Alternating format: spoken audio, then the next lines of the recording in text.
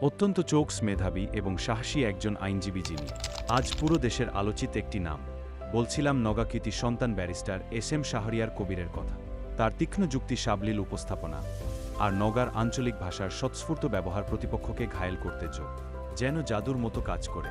আইনের কঠোর যুক্তি থেকে শুরু করে সামাজিক, ধর্মীয়, অসাধারণ দক্ষতা, চেতনাবাদ, চাঁদাবাজ ও ইসলাম বিরোধী অপসংস্কৃতির বিরুদ্ধে তার নির্ভীক অবস্থান অনেকের মধ্যেই নতুন আশার সঞ্চার করেছে।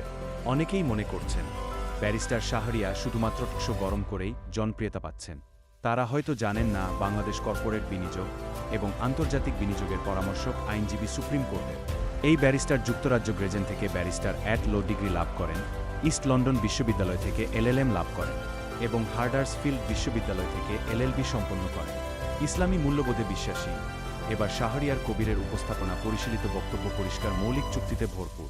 তিনি সত্যকে সত্যের ভাষায় তুলে ধরেন, কাউকে ছোট না করে। কারো প্রতি বিদ্বেষ ছড়ানো ছাড়াই। অনেক জামাত কর্মী সমর্থকরা বলছেন ব্যারিস্টার শাহরিয়ার কবিরের মতো অ্যাসেটকে আবিষ্কার করতে পারা জামাত ইসলামের জন্য দুর্দান্ত ব্যাপার। এতদিন কোথায় ছিল? এবারও তাকে সামনে আনতে এত দেরি হলো কেন?